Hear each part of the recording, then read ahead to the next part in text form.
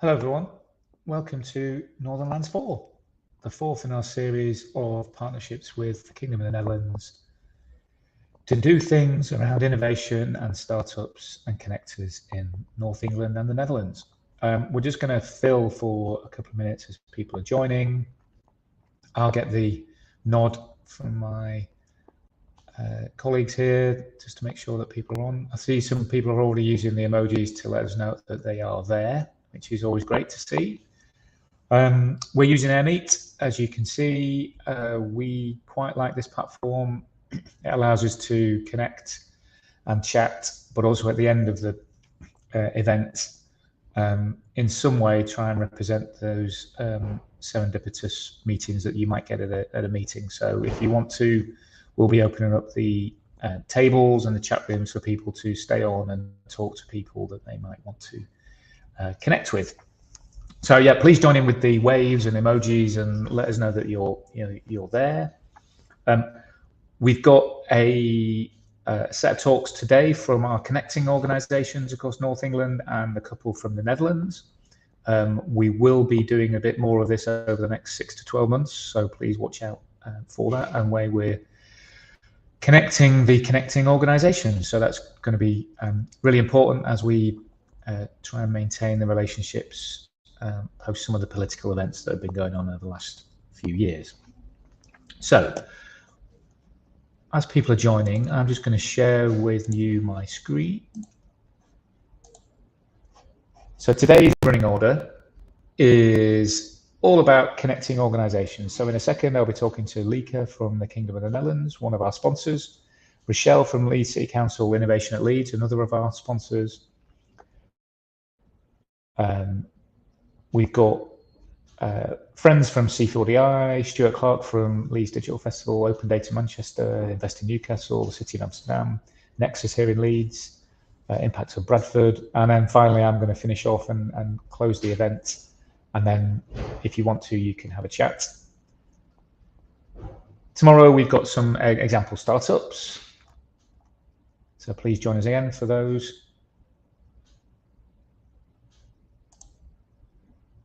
And the live stream, if you've not managed to log on, if you want to share that at the Northernlands 4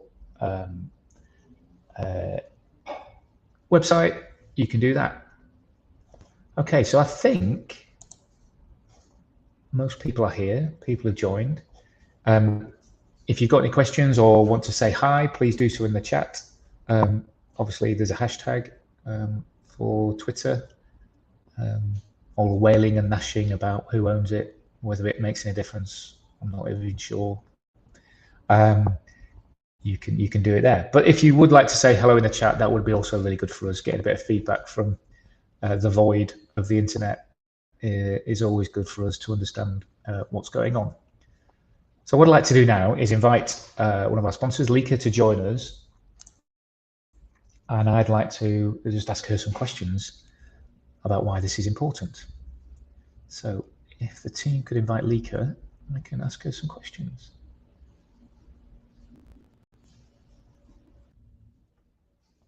The technology works, yes. Hi, Paul. Welcome.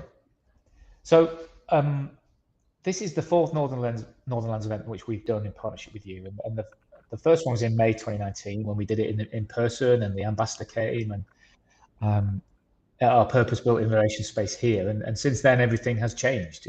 Things have changed so much. But the question, there's still the same question, is just if you could tell us why connecting with North England is so important to you and the Netherlands. Yes, well, first of all, Paul, a very big thank you to Open Innovation Leeds for organizing this fourth event already together with us. The fact that we are in the fourth edition shows, I think, how important we believe a connection between the Netherlands and the north of England is, and also that there are still many connections to make. An important role of the economic diplomacy of the Dutch Embassy is to show Dutch companies what great opportunities there are in the UK for expanding their business. And these opportunities are not only in London, but certainly also in the northern powerhouse, of which the Leeds city region is, of course, the heart. And we also believe that there is need for more collaboration between the Netherlands and the north of England on the many important challenges that we are all facing. And as North Sea neighbors, we should work together on solutions for these challenges. Fantastic. I've forgotten that. Yeah, the North Sea neighbours. I like that. That's someone who grew up in Scarborough. North Sea neighbours is very close to my heart. So, obviously, things change very quickly. But some of the themes that you're seeing are really that are important for businesses and organisations. So, I've got my ideas, but if you could tell us what you think is important, so and the things that people should be looking at, that would be great. Well, yeah, like I said, there are, I think, many challenges and themes that we could work on together. But let me quickly concentrate today on two: circular economy and the sustainable and smart mobility, because those are, I think, two that we find extremely important in the coming years. The way towns and transport are laid out and organized is changing. And in the UK and the Netherlands, we are working to improve environmental quality of life and combat pollution in urban areas through innovation in transport processes and logistics.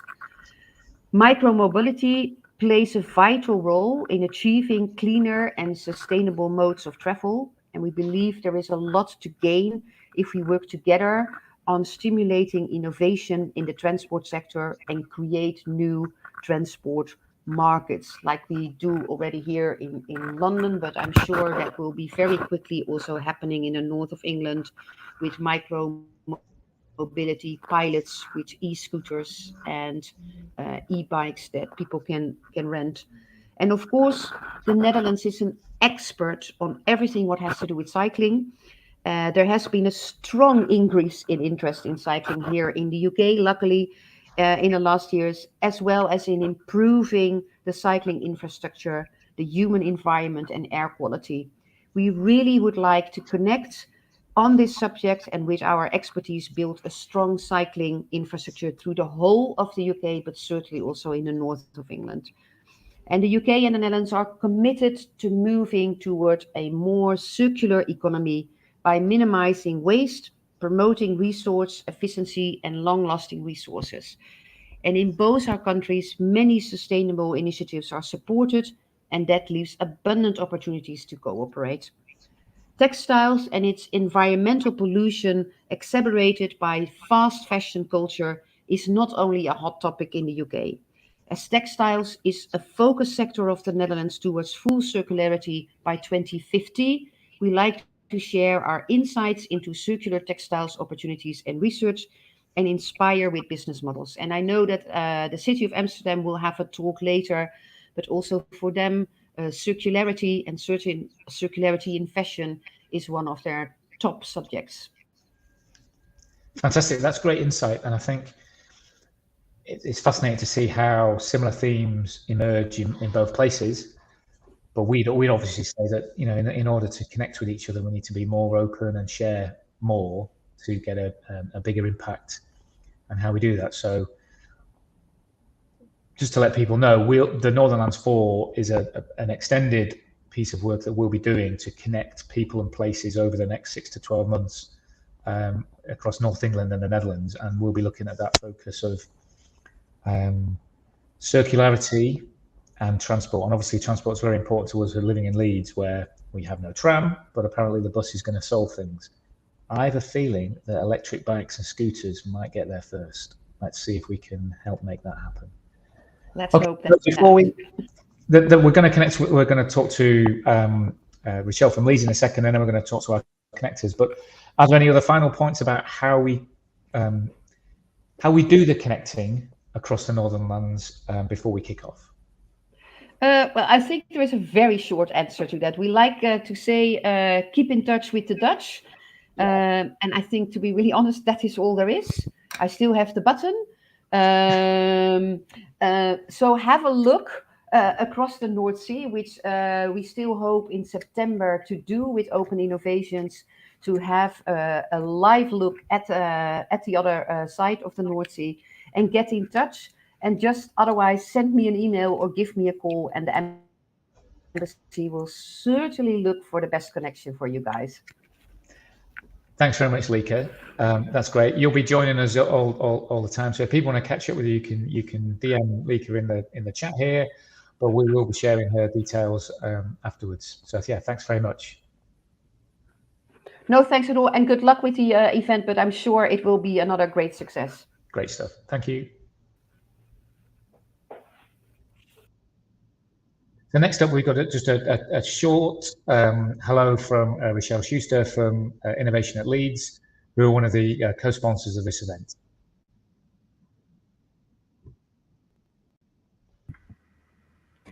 Hi there, Paul. Hi, everybody. Hi, Rochelle. How are you?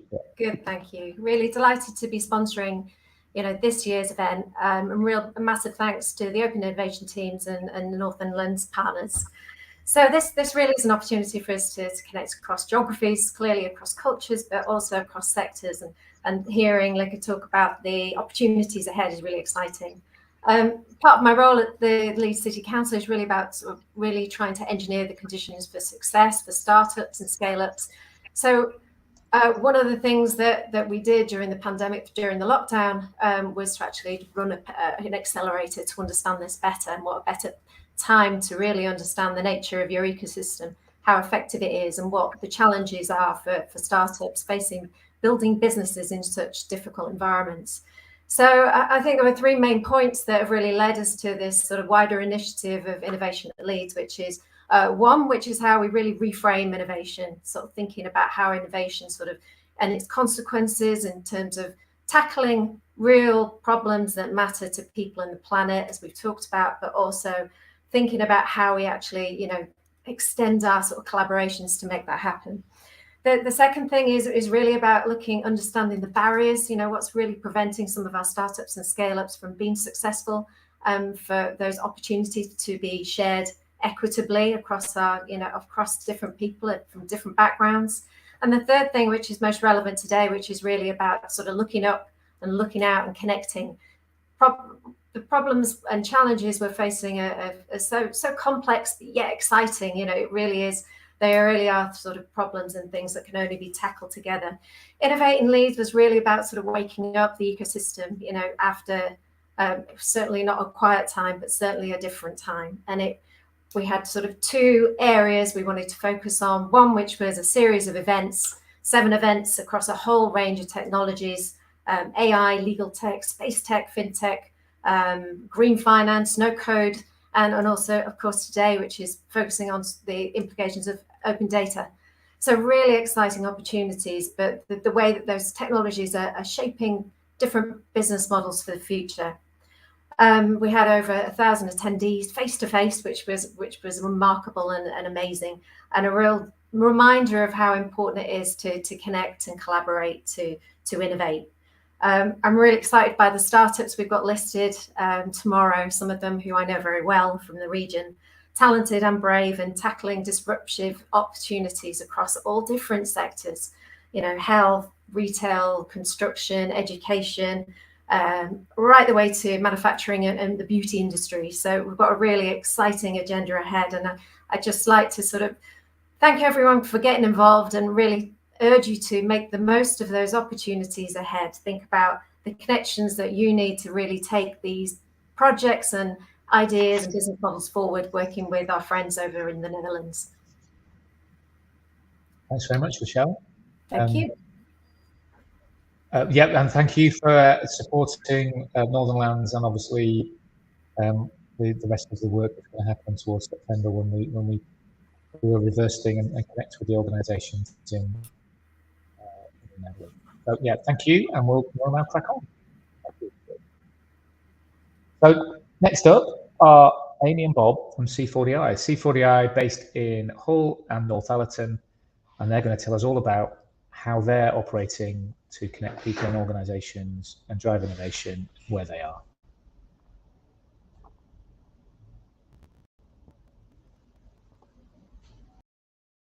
Hi everyone, and we are Amy Morgan, the Ecosystem Manager for Barclays Eagle Labs in Hull and Northallerton, and we are really excited and honoured to be part of Northernlands 4. And this is my colleague, Bob Spence, the International Director for C40I. Amy, good to see you. Who honoured me, yo? Amazing, Bob. I didn't realise that you spoke Dutch. Well, actually, it's South African Afrikaans. So the Dutch viewers are thinking, well, what kind of accent is that? But yeah, I'm hoping the guys can work it out. I'm sure. And you might recognise that Bob's accent isn't as northern as mine, because Bob, would you like to tell the guys where you are from?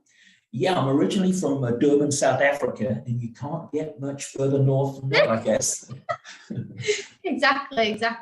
Well, we are super excited to be a part of this, and I just wanted to, as a high level, talk to you around my role and what I do, which might be relevant for you guys, and Bob will do the same. So my role is an ecosystem manager. So I work with all of our Eagle Labs members. That ranges from startups, SMEs, corporates, and high growth businesses too. And it's my job to really understand their growth plans and help them along that 12 months, 2 years, 3 years on their exit plan, through the full Eagle Labs proposition, which may be mentoring, dedicated events, connecting them with prospects, and really helping them through dedicated relationship management through the high growth team. We also support the full ecosystem of Hull and Northern too. So what that means is I have connections with local academia, corporates, public authorities, growth hubs, which Bob will go into a lot more detail in terms of how they helped him specifically with his business too. Right. Quite a bit of stuff to cover there. Well, in the first instance, we're in C40I, which is Kingston upon Hull, which is opposite Rotterdam. And then we also have our incubator in Northallerton, which is about 100 kilometres up the road. The two key areas where I think we make a difference for international business are to do with marketing and sales. Mm-hmm. I think in those two places, the team here, we really make a difference. And I'll explain it. What often happens, Amy, is that sales models, business development approaches that are more than adequate outside the UK, when they're brought into the UK, that they don't work as well. They don't work as well for a variety of reasons. Also, marketing messages. I'm thinking, Amy, of the visual messages plus the text. Mm-hmm.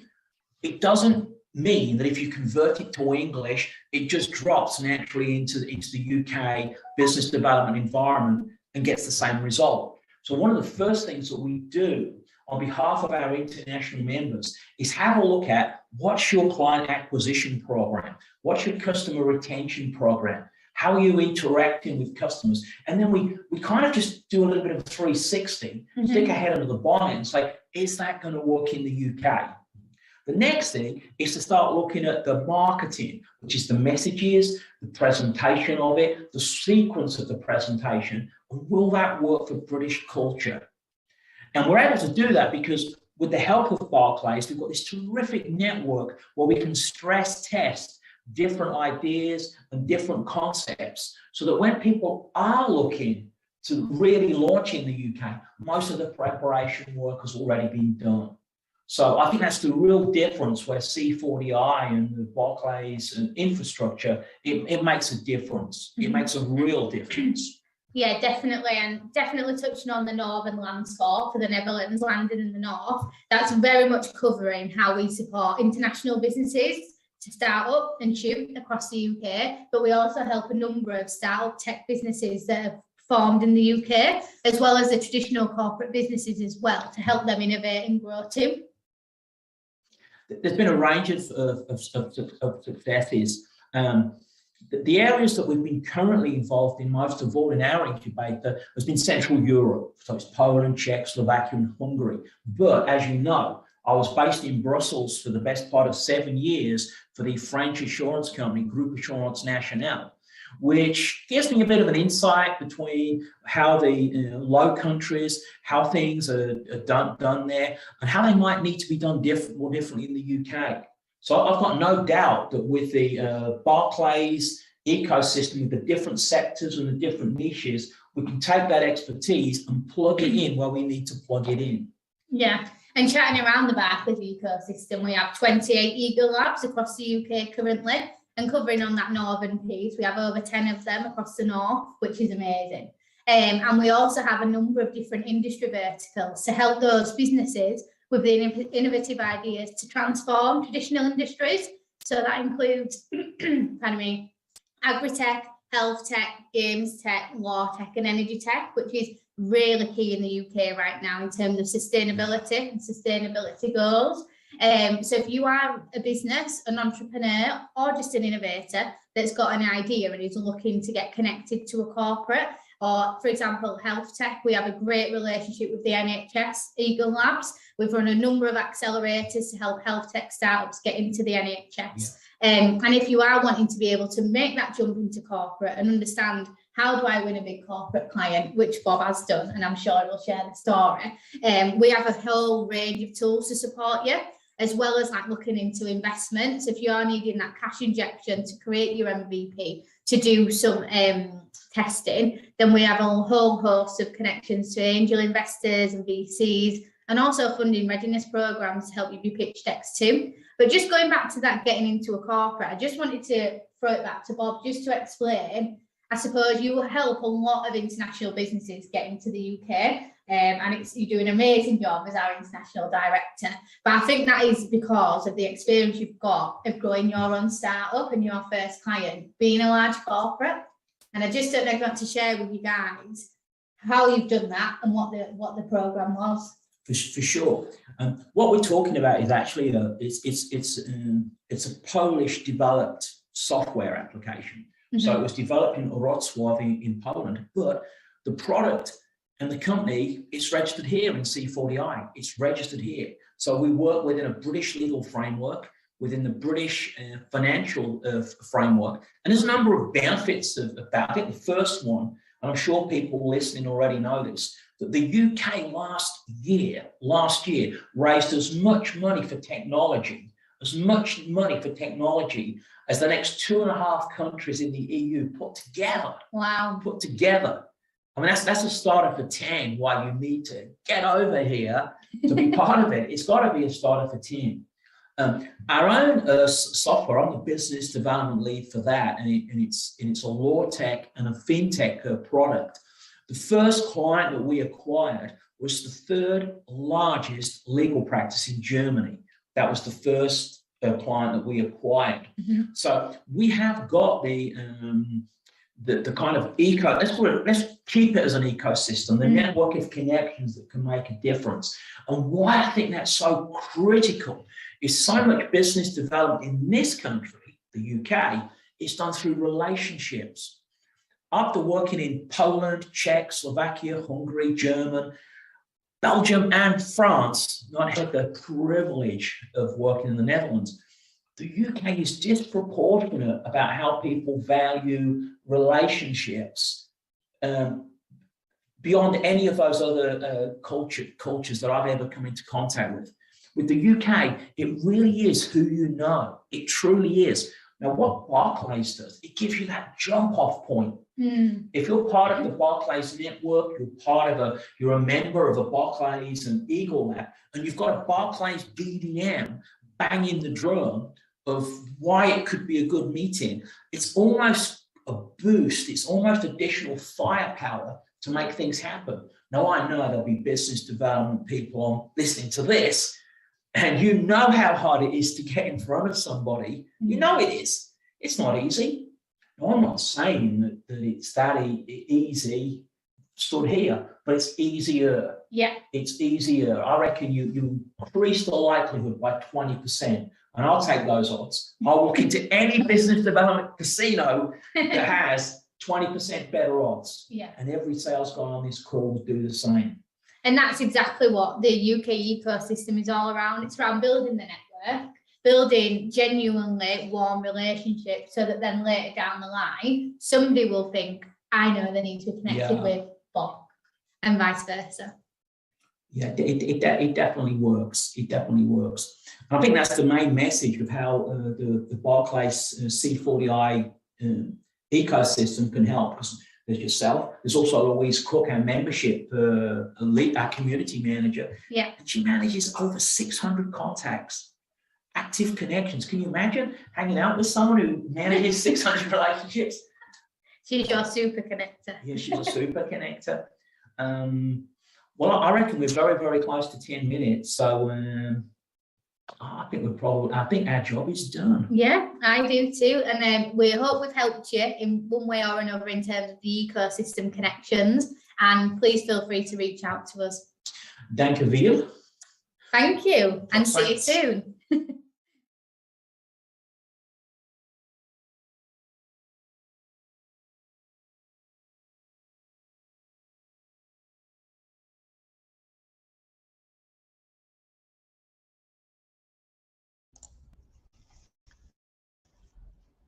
I found my badge. If you want one, pop into Open Innovations and we'll find you a badge. We've got a big bag of them here. So yeah, thanks Lika for reminding me. So keep in touch with the Dutch. And I didn't know much about C4DI. I knew where they were. I didn't really know they were in Northallerton. And I've learned loads in that 10 minutes. And I really like the focus on business development and customers and clients first. So that was amazing. Bob is in Krakow and he was struggling to get on. And I think Amy is struggling as well. So I'm thanking our team here for doing the pre-records, because that's taken away the jeopardy of doing live events in these post-pandemic times. So if you've got any questions for Amy and Bob, please let us know. If you'd like to connect with them, their contact details are on the web. And if you've seen this, they are part of our ecosystem map. So this is the Northernlands map that we put together. And I think, here we go.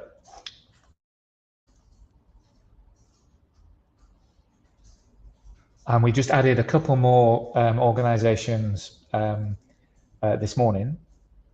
If you zoom in, you can start to see that the connectors and the ecosystem map across North England, but also in the Netherlands. If we focus here,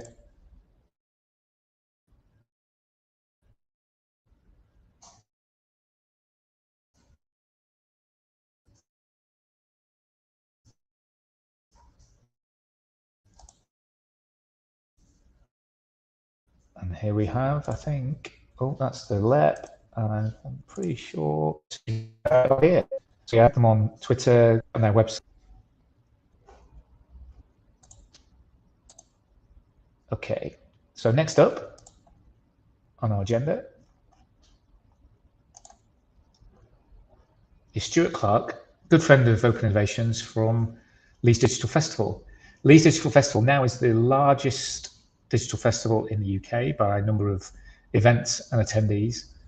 And we'd like to just hear from Stuart about how this fully open digital festival has grown and what part it plays in helping the ecosystem develop and grow and be successful. So over to Stuart.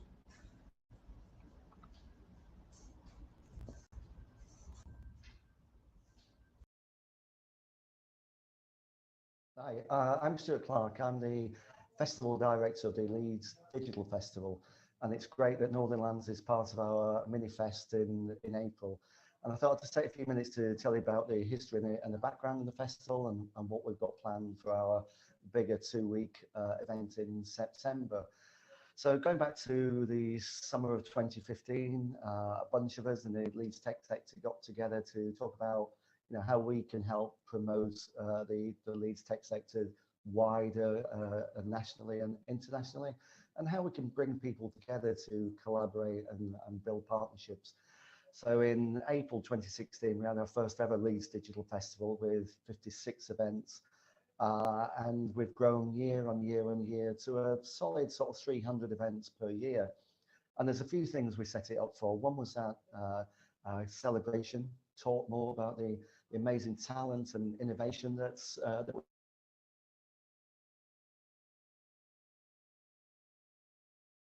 people together. How do we get people working together and building partnerships and finding jobs and careers? And right from the start, we made the festival an open platform festival.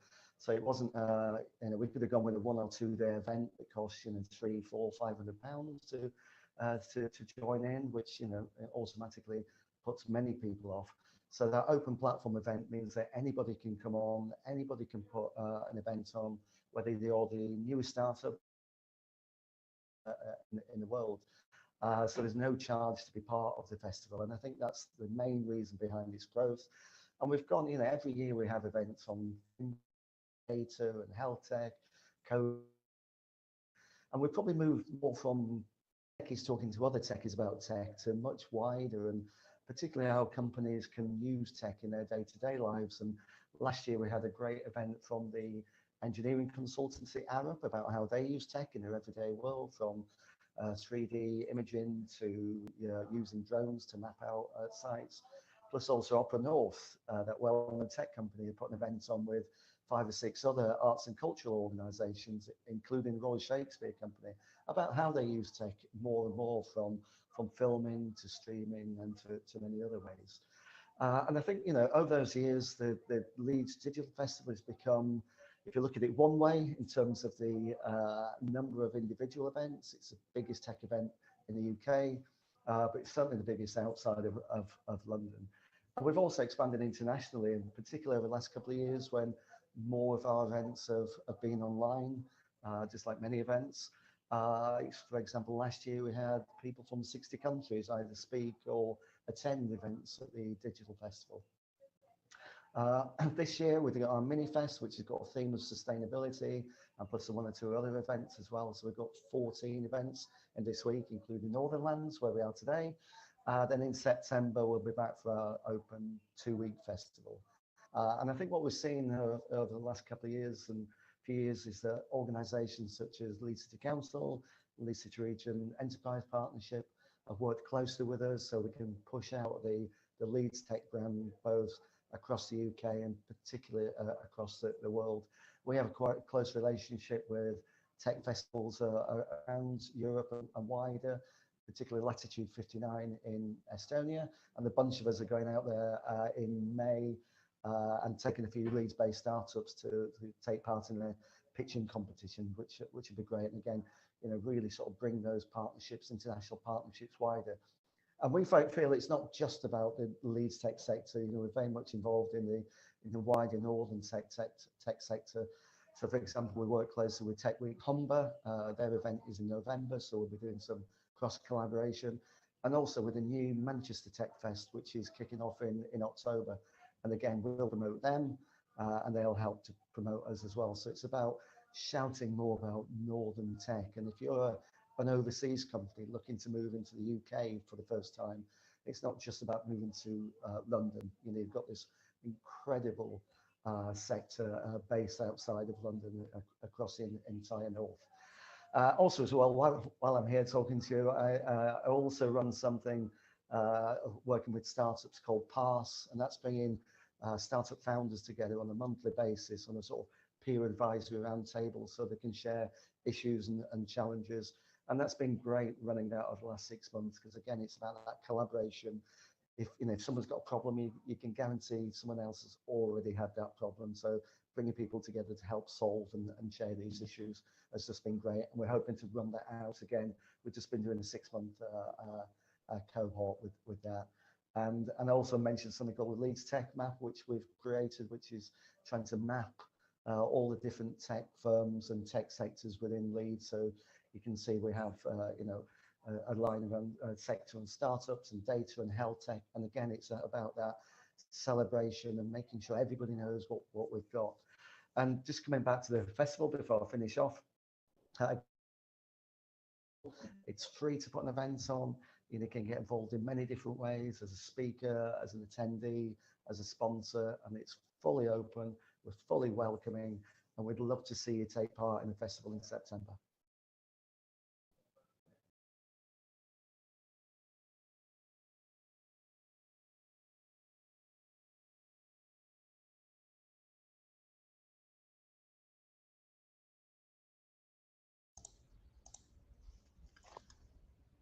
As someone who was around and helping Stuart when he started the Digital Festival, it's amazing how much it's grown, it's developed, and also what a key part it plays, not just in Leeds, but across the North England, about connecting people and being an amplifier for great work that's happening here in North England, but also it being a very successful development of being an open platform, which has allowed it to grow so quickly and build such momentum.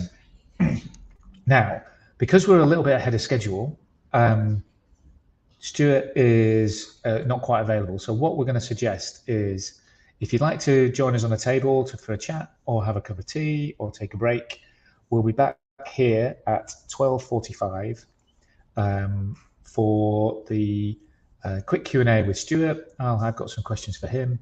And then we're back into Julian Tate from Open Data Manchester, followed straight away by Dawn and Rebecca from Invest in Newcastle. So let's come back here in 8 minutes time at 12:45. We'll see you there. All you need to do is turn your cameras off. You don't need to log out or anything, and we'll connect. If you want to jump on a table, I think that's working as well. So we'll see you soon. Okay, see you in 8 minutes.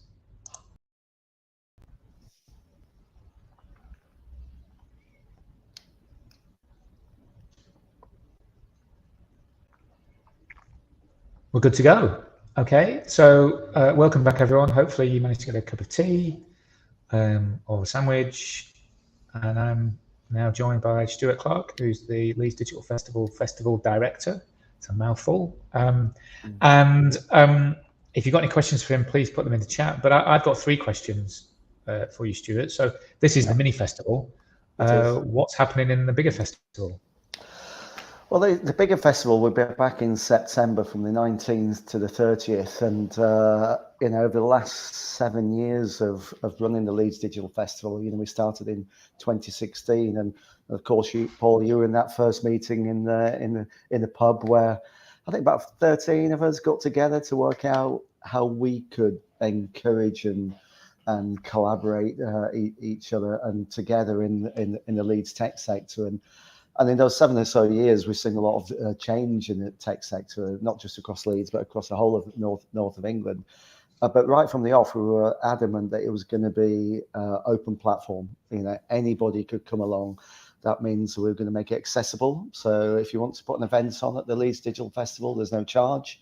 We get our revenue from sponsors, which means over the years, we've had lots of startups getting involved with it, smaller companies, and there's no charge of hundreds of pounds to get involved. So we'll continue that sort of open theme in September. And over the last few years, we've consistently had about 300 events during the festival. So, we'll have the same this year. Anything from data to health tech, to med tech, to coding, to careers, to startups, to absolutely everything. And so what we'll see again is that real wide theme of different shaped companies, organizations, different types of events coming along.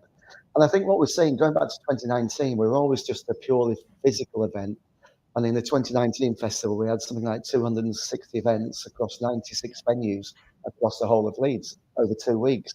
And of course, 2020, we ended up being 100% online. Last September, we had 301 events, 85 were physical, the rest online. And I think we'll settle down to 50-50. There's lots of people want to be together in a room. There's so many great things you can get from being physically close to everybody and be able to share those experiences. But also, so many advantages. I mean, something like this today, if you're anywhere across the UK, across the Netherlands, across the whole world, you can dial into this. I'm assuming you're recording it so people can see it later on as well. It's much more accessible. Not everybody can get into a city centre at lunchtime, at 8 a.m, at 6 p.m. So it's much more accessible. So I think we will see that 50, but we certainly will be back for the whole 2 weeks, and we encourage everybody to get involved. And what we've seen over the last couple of years with this more online world, we are seeing a more internationalization of the festival. Last year, we had speakers and attendees from over 60 countries, and not just the ones you would expect, like the Netherlands and the US and Germany, but Benin, Peru, the Philippines, Kazakhstan, pushing that Leeds tech brand across the entire world. Fantastic. And well, I think you've answered almost all my questions in one there. Oh, But yes. there was one final point. You talked about connecting with similar events in Estonia, and also I know you've been connecting with other digital events across Europe. What are they learning from us, and what can we learn from them? Yeah. Well, I think it's really important to share the learning. So, for example, this year I've joined the advisory boards on 2 other Northern England tech festivals. So, the Manchester Tech Festival, which is new, that's going to happen in October. So I'm on their advisory board, and they've got a similar open platform feel. So I've just been sharing the learnings that we've had. Who knew that the open was the way? Yeah, I mean, well, exactly. Share, share everything, learn from each other, share your mistakes as well as your successes, because we've made the odd mistake over the years, and so it'd be great if Manchester and also Tech Week Humber, which comes along in November.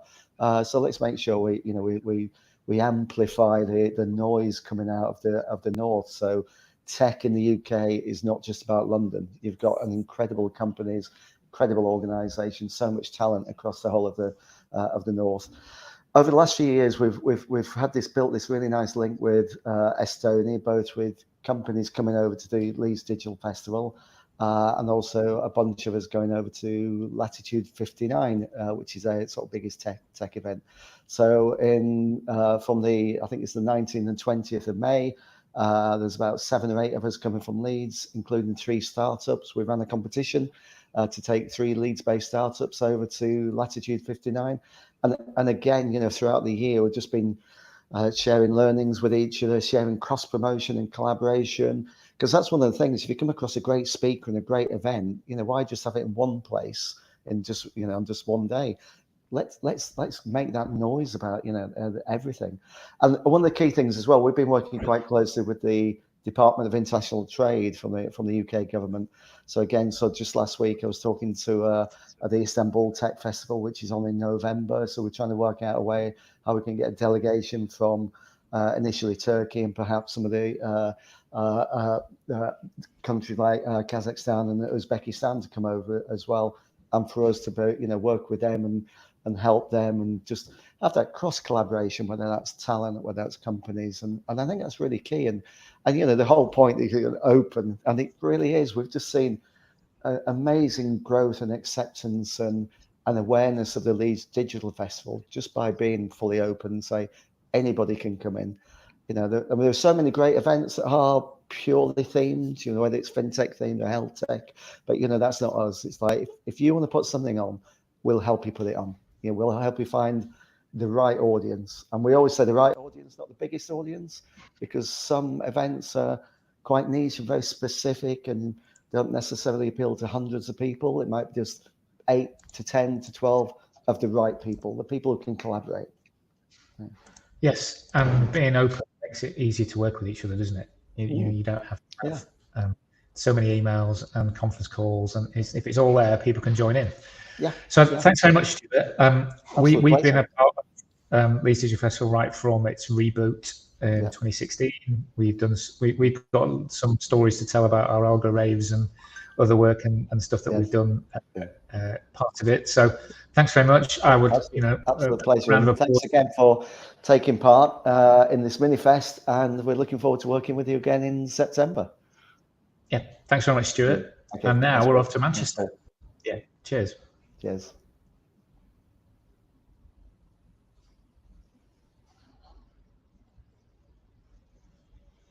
Okay, a fascinating look about how connecting organizations help, and there's lots of different aspects from accelerators, amplifiers, labs, events, and we will obviously be asking Stuart as part of his advisory board of Manchester and Humber tech festivals to get those details onto our map.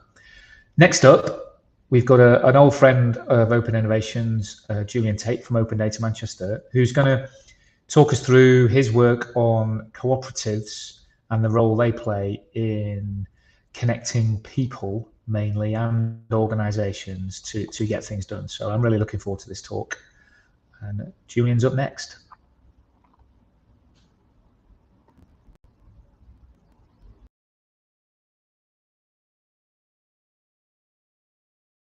Hi, my name's Julian Tate. I'm CEO of Open Data Manchester, and we've been around for since 2010. And we try and help organizations, communities, individuals understand the data that's about themselves and how to use that data responsibly so that they can create benefit for not only themselves, wider society, people, planet, and prosperity.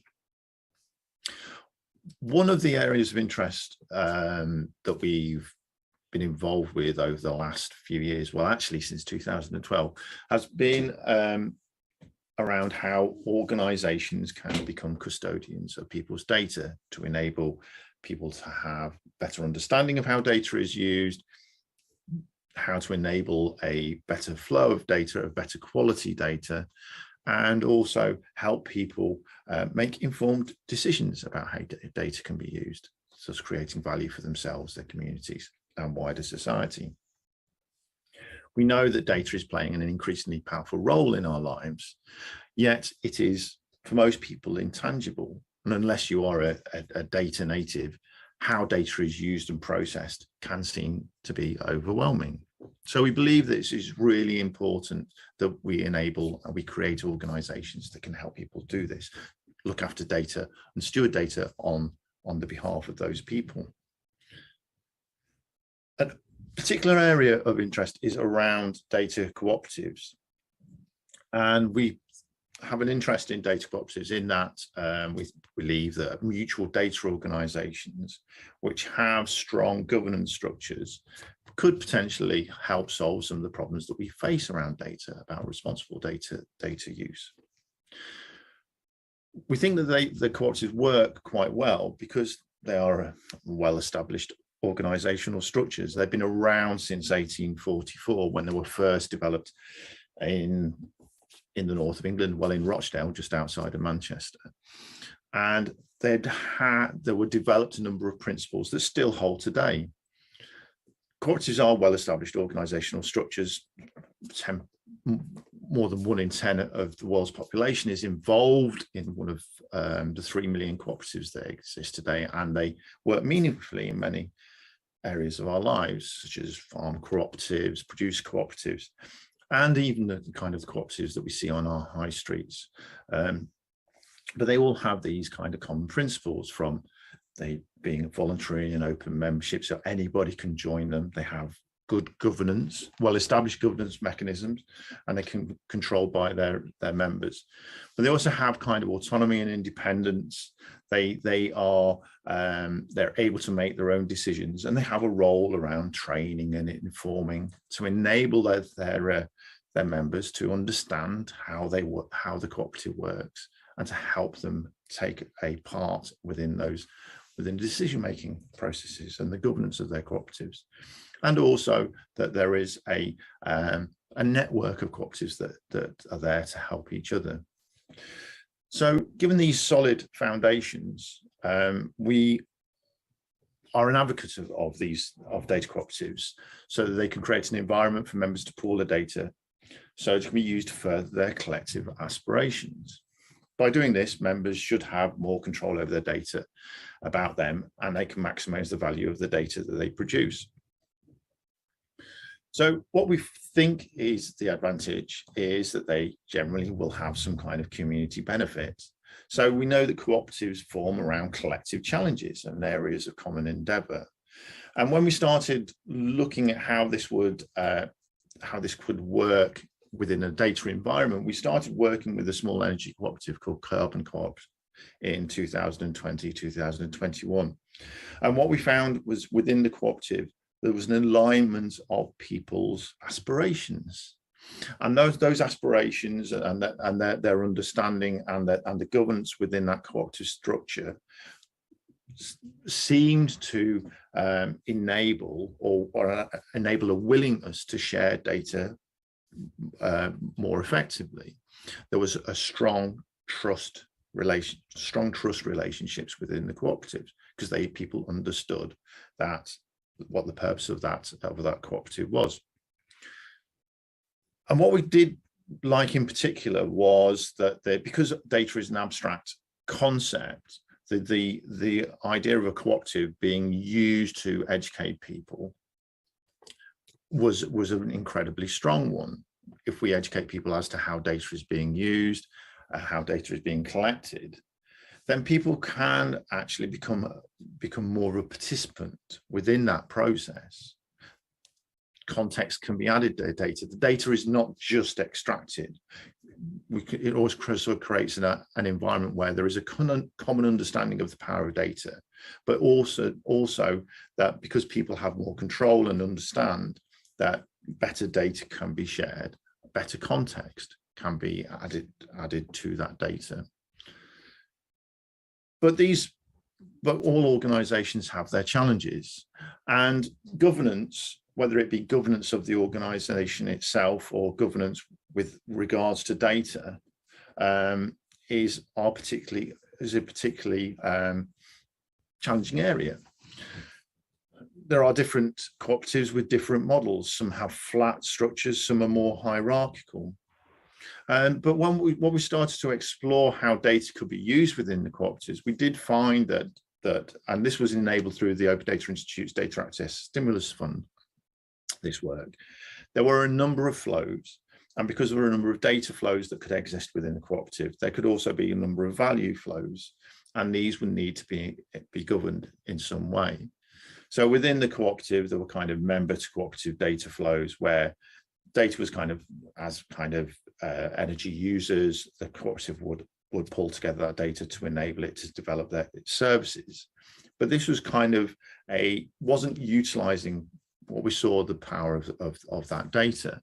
What we saw that could happen within a cooperative, individual members could exchange data with each other, given the appropriate data sharing mechanisms were in place to enable benchmarking, or people within the energy cooperative to understand how some kind of mitigation worked in one context, and perhaps that could work within their own.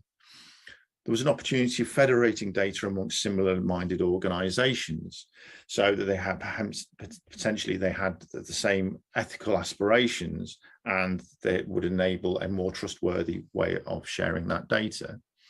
The cooperative could also share data under traditional licensing agreements. There was nothing stopping it from doing that.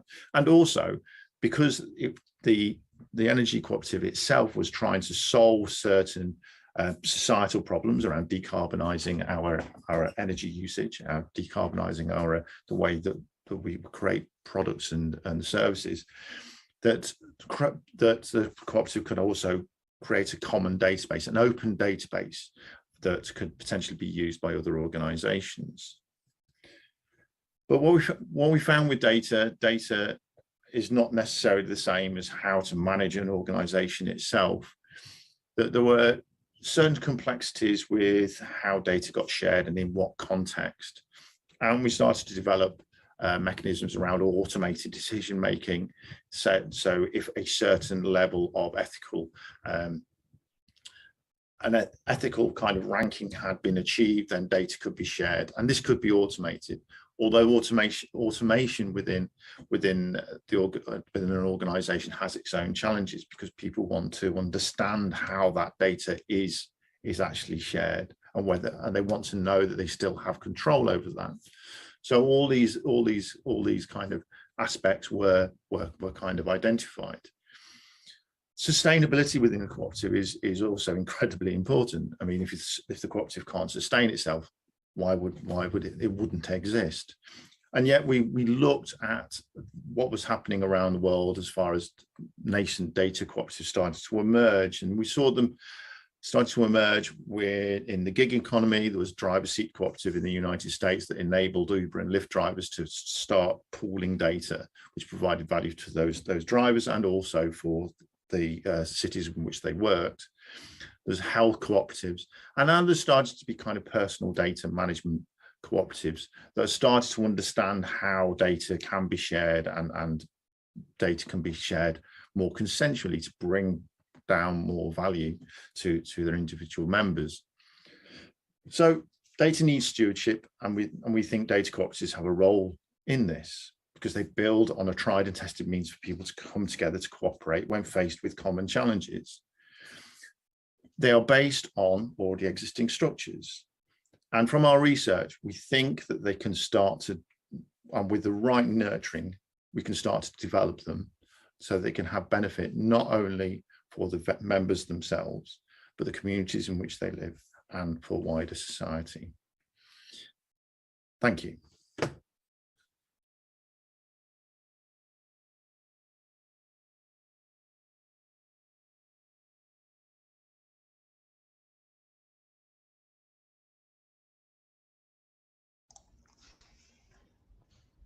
I'm hopefully going to be joined by Julian in a second. But that was a really fascinating talk about how we connect people and allow them to deal with some of the major problems that we've got going on through the use of cooperatives. Something we've been really interested in over the last since we started in 2014. Julian, hello, are you there? I'm here, but I seem to be a large JT. You are JT, and you're also Kate as well. I'm back. Yeah. Oh, here he is. He's back. There he is. Thanks very much for that talk. Fascinating and really interesting. That we always like to talk to people who are actually doing stuff. So the tell me, is it the Energy Data Cooperative or is it the Manchester Data? Tell me more about that and how that's working. Okay, so when we started working with Carbon Co-op, we both had a desire to see if we could enable a mechanism for data to be shared better within that cooperative, and also for ourselves because we're interested in data cooperatives. And as you know, Paul, and I think you've been involved with them for quite some time now.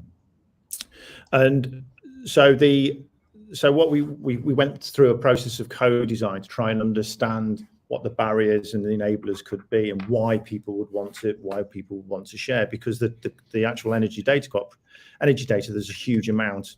We create huge amounts of energy data. It can be behavioural data through how we use the appliances in our homes, which can actually reveal quite detailed insights into how we live our lives, and which is incredibly powerful. And also within the energy cooperative itself, there was a need to share that kind of benchmarking data and to understand that and bring better value. At the moment, we're still working on how that kind of the governance could work, but also we're kind of developing this into a wider group. So we run a kind of what's called a data cooperative working group, which is open to all people who are interested in this. So it's got people from Liverpool, Leeds, London, and also internationally. So we've been working with the Apti Institute in Bangalore and places around Europe. So there is a huge interest, and from that kind of development, that energy data co-op development, there seems to have been. I think data cooperatives have their time has come, I think. Yeah, and obviously, and energy data very important to everyone at the moment, and how you know, if people think they're working on their own, you know, when they're faced with such a crisis, and it's going to be a I don't know, overstate it, but a car crash this Christmas with what's going on. We're really interested in how we can help. Oh, I shouldn't have eaten their nut before we when we talked. Snacking whilst I was listening to you. I shouldn't be snacking. But some of the actual how could people join the data co-op? Are we able to join individually now, or how can that? At the moment, it's still there's. So at the moment, it's the cooperative is actually Carbon Co-op, so looking at the sustainability models, because initially what we were looking at is, would a data cooperative exist as a separate entity than the kind of host co-op, and actually and I think through talking to others as well, because we also looked at supply chain, whether data cooperatives could work within supply chains, is that if there's already an existing organisation that has got strong governance processes, basically the data layer should be able to map onto those processes. So so at the moment, Carbon Corp, I mean, is accepting members. It isn't essentially a data corp as of yet, but we're still kind of exploring that. Yeah. But with regards to the large conversations around data cooperatives, we do have as I say, the data cooperative working group that meets bi-monthly and aims to kind of tease out some of the challenges that people are facing while setting them up. And that is open to all. I should really be on the ball and post a link into the chat, which I may do in a minute. You got there before me, but yeah, obviously, how can people join in? And if they want to do that, they can contact us or you, and we can put them in touch. And I think definitely what we'd like to do is, if you send us the details, we'll put them all part of the Northernlands hub page and links to that for you. So I think we're back on track. And is there anything, last points you'd like to share with us before we move on? I think the only thing is that, especially with regards to energy, we are entering a period where people are going to be under a lot of strain, and as we've seen, there's a huge growth in people implementing their own kind of solar panels, maybe even wind power, etc., and energy saving measures. And I think by enabling people or trying to get people to kind of pool the information and potentially the data around that, then we can look at a more kind of community focused way of, say, micro generation and energy usage. And I think we're going to see more of that. I think micro generation is going to become a bigger thing over the next few years. So I do think it's going to be really important. Good, and I'm glad that you're working on it, because we're all busy, and it's a really massively important thing that good people are doing good work. So yeah, thank you. Thanks very much. Okay, well, yeah, thanks, Julian. And if you'd like to get in touch, find Julian in all the usual places on the web. And if you want to get in touch, we'll put you in touch as well. So next up we've got the is it Newcastle Innovation? Here we go. I'm going to get my running order up. I want to get everyone's names right. Here we go. Okay. Dawn and Rebecca. So Dawn Dunn and Rebecca Crow from Invest Newcastle. And they're going to tell us all about what's going on there. The far north, as they call it.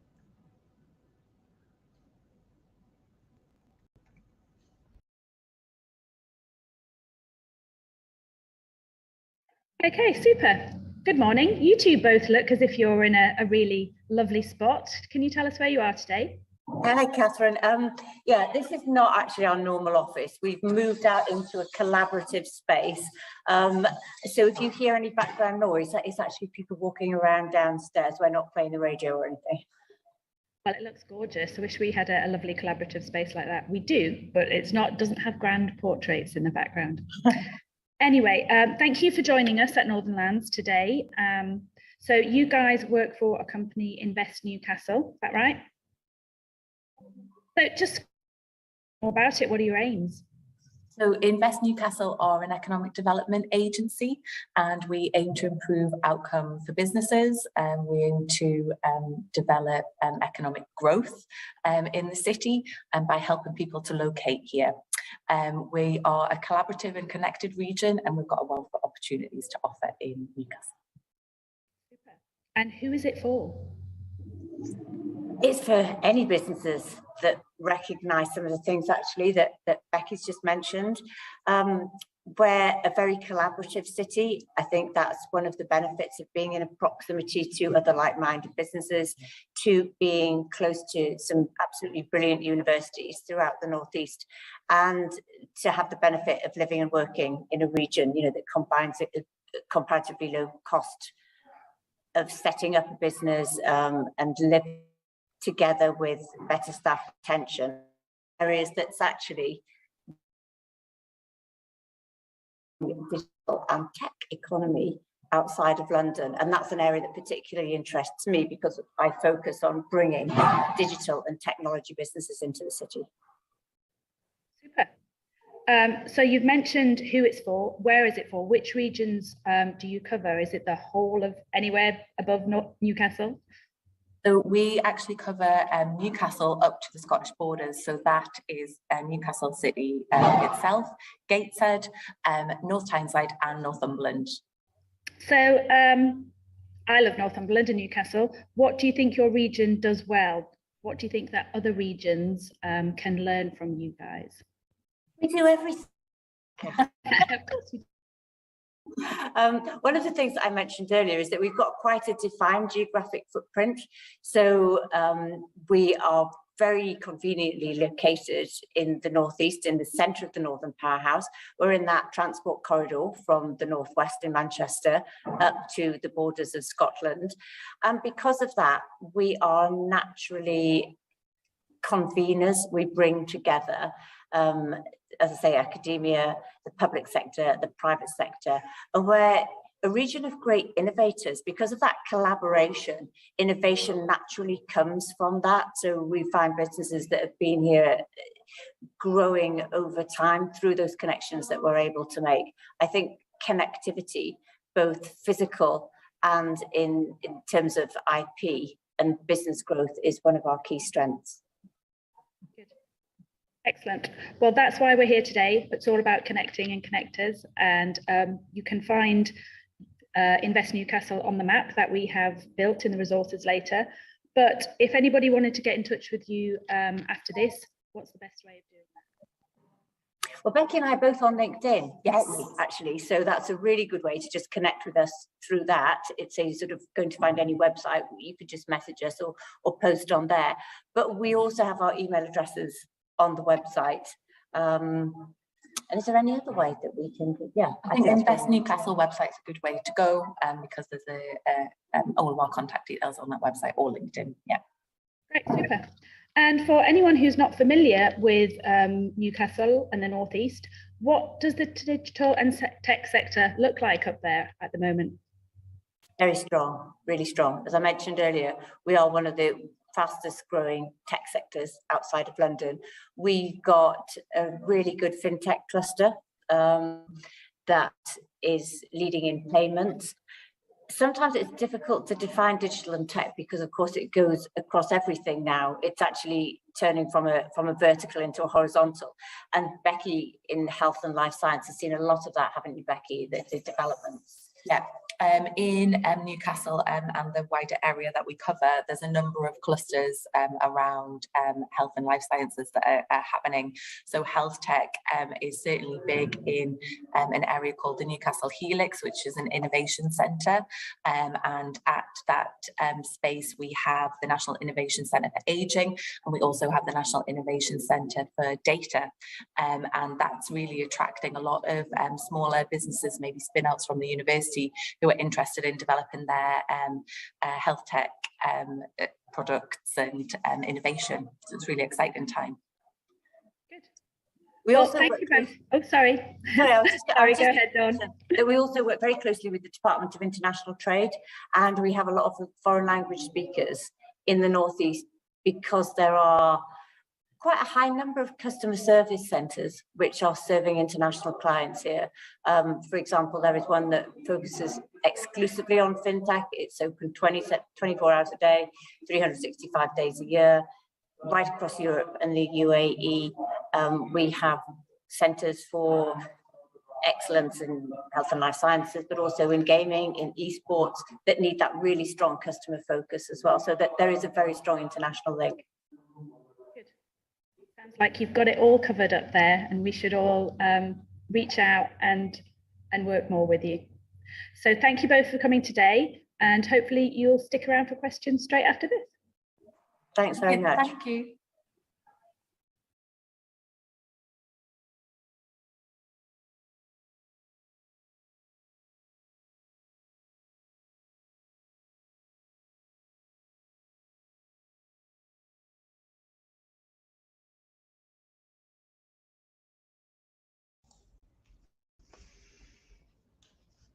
Thanks to everyone there.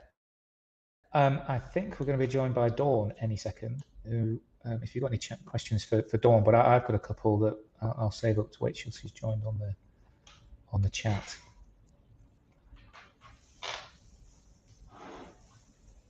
And as she's joining, I'll say this. So I think what's fascinating to me is the way that the way we see ourselves versus the way that others see us. So we've been really lucky to get a different context of the way we see ourselves from our partners at the Netherlands Embassy, and what they would see, that they just see North England. They don't see really individual cities, they don't see individual places, and they certainly don't compare us to London, which is quite interesting, is that they just see us as places that their businesses could invest in and work in. So it'd be interesting for you, Dawn, is that first question, we'll get into what's happening in Newcastle in a second, but have you got any, obviously you're looking at companies that are investing and partners across Northern Europe and well, elsewhere. Have there been any other interesting sort of concepts or ideas that you've had from people who are looking to invest in Newcastle or move to Newcastle or collaborate with you that we should learn from? Well, we're certainly seeing a lot of consultants, Paul. Hello, by the way. Sorry, I haven't said hello to you. Hi. And they are very much looking at international clients. I think I said in the video, we're seeing quite a lot of activity around the UAE, and we want to reach out to those Nordic countries as well, because I think culturally there's a really good fit there, and we've seen a lot of visitors coming from those countries in the past few months. In terms of ideas that we would take up, I think that we sometimes talk about different strengths across the north, but I think we've also got a lot of commonality, which is why I do think it's important to work together. I think that people usually want something different, and if they've got the choice, there is usually one factor that will make them feel more affiliation to one particular area. It might be sector strengths, it might be a lifestyle offering, it might be the size of the geography. I think the important thing is to share information between ourselves and be welcoming actually to anybody that wants to settle in the north of England. As you're right, they don't distinguish between London and the rest of the UK. And maybe people in London who they see us as as all competing against each other, and I don't really see that. That people are going to decide where they go anyway, and this myth of competition between cities across North England is all a bit made up, really, isn't it? Well, I think you're right. I think it's like in business, isn't it? You're competing, but you're collaborating. You've got frenemies. Everybody would love to win, but actually it's a better win for the people in your sector, whether that sector happens to be the country, the football team, or the companies that you work alongside. I think most of us in business have got that winning instinct, but we would, if we can't win it for ourselves, we'd rather win it for our neighbours. Yeah, okay. And are there, obviously we've got the connections between you, so tell me a bit about Invest Newcastle. Who runs it? Who's part of it? It's obviously a partnership, but tell us a little bit more about who's involved in it. It's independent. We are kind of, I would say that we are probably at arm's length from the public bodies, but we work with them. We have funding from the North of Tyne group of local authorities, so we've got public funding, and we also have commercial partners as well that we work very closely alongside to deliver specific projects and to help them accelerate growth within their businesses. And I think that when we're speaking to people who are looking to settle in the Northeast, it's great that they can identify with people who have a very similar profile to them. So whether that is reaching out to potential clients in the public sector, whether that's working alongside other people in the private sector to look at where they can innovate together, where they can work on specific projects. So I would say that it's an organisation that has touch points across probably what's sometimes referred to as the quadruple helix.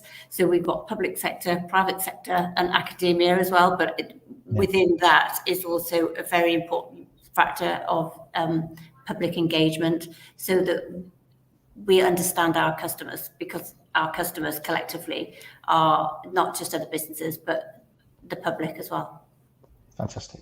I'm just going to, where are we on for time at the moment? We're bang on time. So I've just got a final question, and hopefully you're going to say yes to this. So part of our, we've been doing the Northernlands since 2019. Obviously connecting North England to the Netherlands is very important for all parts of the economy, culture, social aspects of our, all of our lives. Will Invest in Newcastle, would you like to be involved in the next phase where we're looking to connect with the organisations in the Netherlands? What's not to like, Paul? Of course, absolutely. 100%. Yes, fantastic. Yeah. We'll send you a badge. Keep in touch with the Dutch. Yeah, okay, fantastic. Well, thanks so much for being involved, and you can find out all about Invest in Newcastle on the Northernlands website. And yeah, thanks very much to Dawn. We'll see you soon. Thank you for inviting me, and I think thanks to Stuart as well. It's invited everyone across the north. Yeah. Okay. Thank you. Cheers. Thanks. Bye bye.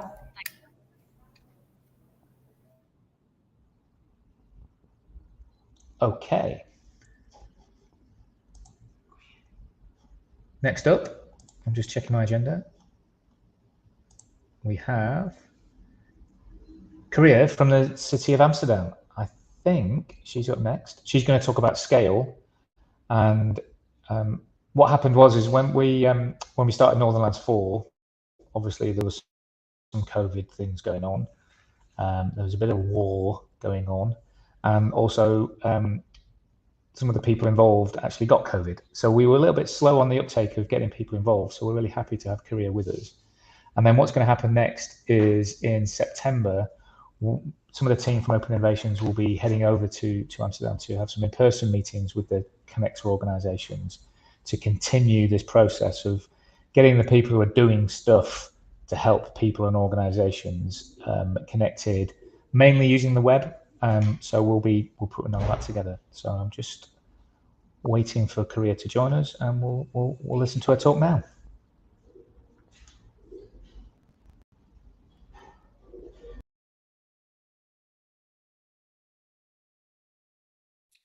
Hi there, my name is Kriya Mehta, and I'm the International Relations Lead at Startup Amsterdam within the Department for Economic Affairs at the City of Amsterdam government. As you can hear from my voice, I am partly British, admittedly myself, and I coincidentally studied at the University of Leeds once upon a time. So I'm very familiar with Northern England, and it does hold a place close to my heart. A bit about myself. I've spent 4.5 years building a large network of European and global partners who I've built relationships with in order to learn from each other over shared city challenges, best practices, and economic development projects in general.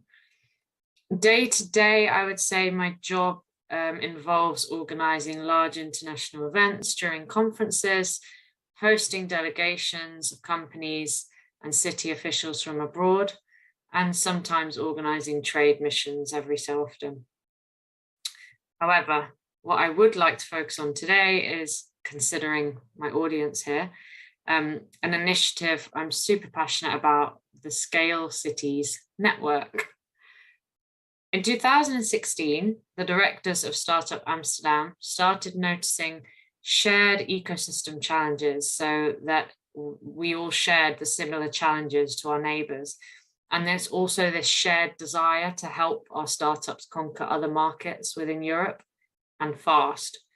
So they began identifying relevant counterparts in a few major European cities and built a network of city officials in some of the most growing startup tech hubs. This formed the birth of the Startup City Alliance. And just for your reference, I will say Startup City Alliance and Scale, and they are the same thing. So the Startup City Alliance Europe actually stands for Scale. Scale stands for the Startup City Alliance Europe.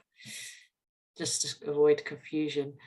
Over the years, the network has evolved in its shape, size and scope. However, the overall goal remains the same, and that is to support our neighbours for a better overall goal and to focus on collaboration instead of competition.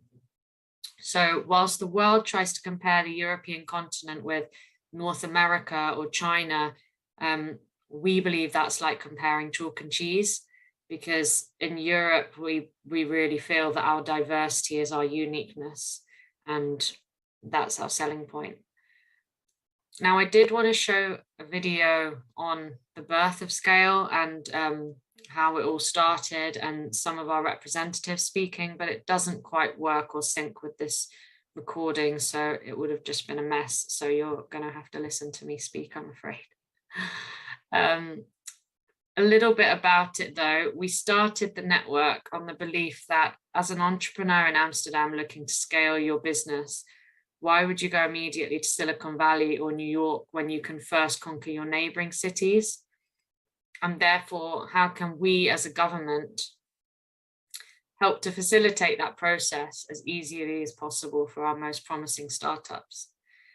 The idea is that if a startup founder in Lisbon comes to me, for instance, and is interested in the Berlin market, how can I use my government to government connections for them to set up on the ground in Berlin? So all kinds of tools that they might need, from cultural insights, local knowledge, to do with either language or tax advice, legal advice, investor relations, and of course, most importantly, connecting them with the government or the counterpart of myself in Berlin. Today, the Scale network is comprised of 15 European cities. I'll mention them in a minute. And they're all represented by their city's ecosystem expert. We've built, so far, we've gone from being just a government to government sharing platform to a real organization that does things together and has running contracts and collaborates practically. And we've built an online platform, that's our website, which I could share after this. Established a partnership with Deal Room. So we have our own Deal Room map, which represents Europe. And we've organized investor relations and matchmaking events together. Those cities that I wanted to mention, so our network, Scale Cities network, is Amsterdam, Antwerp, Barcelona, Berlin, Cologne, Hamburg, Helsinki, Lisbon, Madrid, Milan, Munich, Porto, Rome, Stockholm, and Vienna. We collaborate across the board. However, some cities might have a slightly looser collaboration than others. Others will work together a lot more. But I can talk a lot more about that one-on-one. How concretely the network operates is that we tend to meet twice annually in a different host city, although COVID's of course changed the nature of that. And we usually meet when there's another major conference happening at the time, where we will sit together for a lot of hours to discuss new collaborative projects, share our ecosystems, updates and challenges, and work together to do a lot more. If I was to sum up everything that I've sort of said with regard to our purpose as Scale, I would say we are an organization that is built by cities for entrepreneurs and cities occasionally. We are a neutral, trustworthy organization. We are a public non-profit organization, a knowledge sharing hub, collaboration, not competition, and a network of city experts. I would say our purpose really is to create this pan-European ecosystem, to connect our ecosystems as tightly as possible for our entrepreneurs, and to make scaling as easy as possible for our startups within Europe. Overall, we really want to provide reliable and relevant information And I think this is really what stands us apart from other organisations out there doing similar things, is that we don't have any ulterior motive. We really are non-profit, neutral as civil servants, and therefore we always want to provide the most reliable and up-to-date city information for our cities. And I really do believe that is one of our USPs.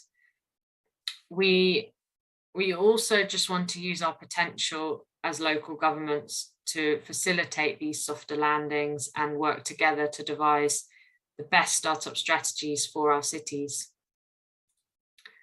Now, I am convinced that we have some seriously ambitious and competitive northern cities represented in this audience, and I would love to welcome conversations with anyone who might be interested in collaborating with us. So I will speak to you in the Q&A, hopefully, but also if you want to reach out to me, my details can be provided afterwards. Thank you so much.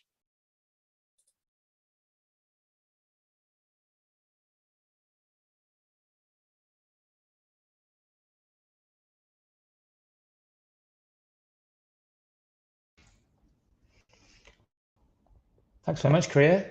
I think you're about to join me, and what's not to like? Ambitious, cosmopolitan Northern European cities from North England would be daft not to get involved, I would think. And we can put you in touch with the relevant people in all the different cities. So I think this is a great collaboration.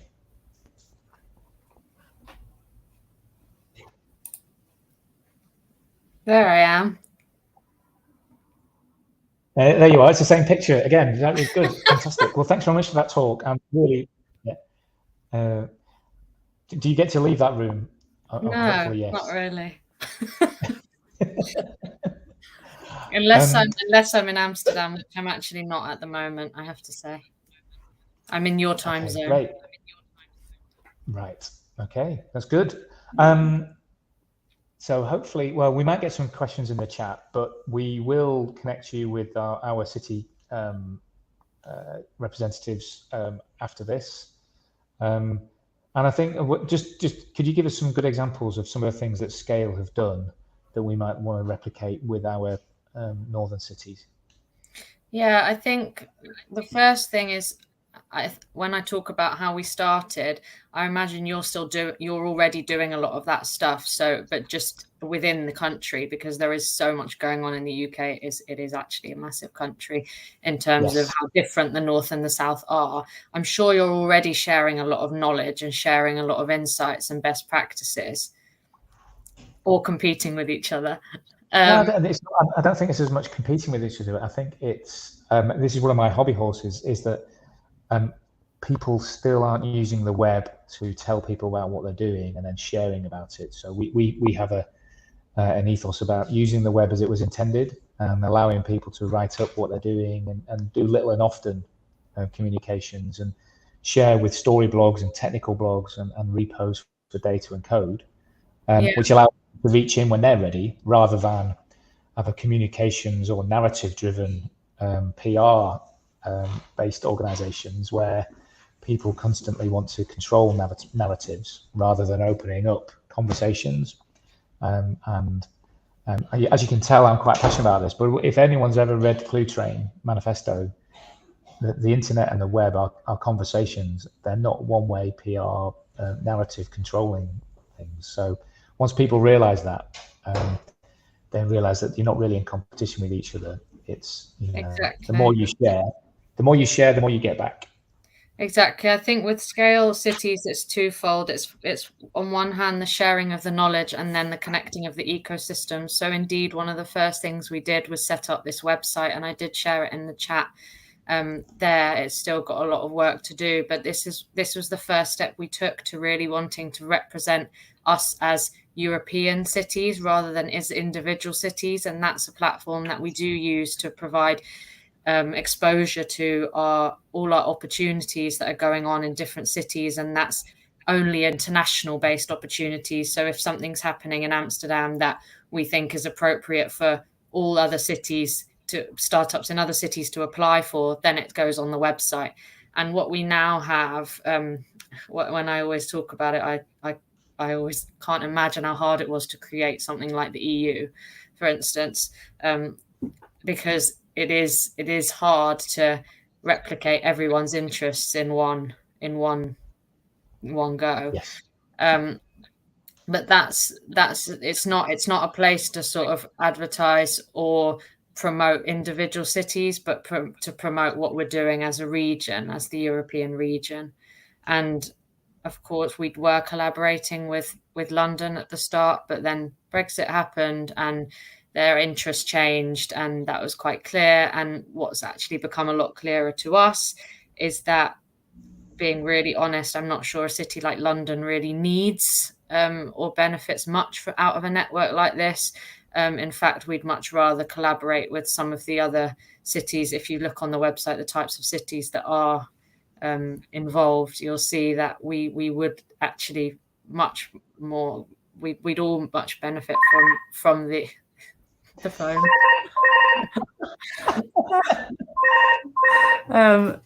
From the likes of Manchester or Newcastle or Leeds or Hull. Yeah, I can't quite turn it off. I'm sorry. And whose actual phone rings anymore these days? It's like, yeah, I know the office phone. Great. So I think what we'd like to do, we've been doing a Northernlands collaboration with the Netherlands since 2019. That came out of a similar realization by the embassy that actually there's probably a lot more action going on in North England and some of the major cities than they were aware of, and certainly organizations and businesses in the Netherlands were aware of. So what's going to happen is where you've probably seen on the website, we're putting a map of connectors together. We're more than happy just to share that data with you, and you can share. The more we publish it, the easier it is to use. And then I think what we'd like to do is, obviously you can get in touch with the relevant organisations yourself, but we'd like to make that easy for you. And then we're going to come over in September and do some face-to-face meetings with people across the Netherlands and organisations, because we want to connect the connecting organisations. And our role, very similar, we're a non-profit, non-aligned, non-partisan, open organisation, Open Innovations. Look at the way we can connect people and do it in a collaborative way rather than a controlling way. So that whole thing about the web being a conversation, not a one-way PR thing, is what we're all about. I've got to ask one question. If you are funded by European money, are there which we're not any barriers? Oh, that's fantastic. So right, great. So there's no barriers in terms of Brexit. We go on and on about applying. When the EU does these calls, and we have entered a few of them. Never won any so far, but when people ask us to join in on a call and it's an extra grant or so here or there, we're more than willing to participate, but we don't actively seek to collaborate with the EU. Right. So we're just getting on and doing stuff. No barriers there. No. Fantastic. Well, that's exactly what we're doing is just getting on and doing stuff, and that's how we've grown so successfully. So I guess people on the call, Dawn from Invest Newcastle has already said that. I think absolutely get in touch. And then what we'll do is put your details on the Northernlands website. People can find the Scale Cities website themselves, and we'll come and see you in September sometimes, Korea. If you're in Amsterdam, that is, or I don't know, where are you today? Yeah, I'm back and forth, so I'll no doubt be there. And I just see this as literally an introduction. I can't wait to take it further. Fantastic. Great stuff. Well, thanks very much. Thanks, Paul. Thanks, everyone. Yeah. Cheers.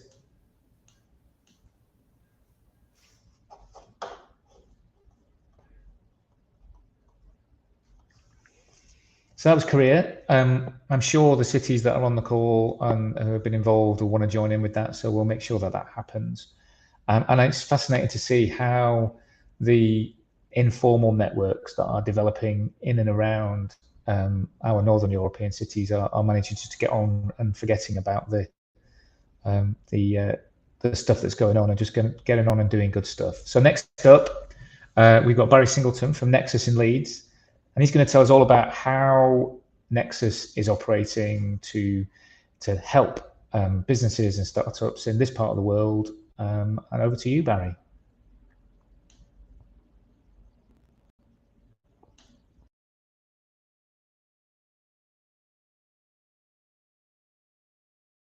Hello, everybody, and a very special hello to our friends from the Netherlands.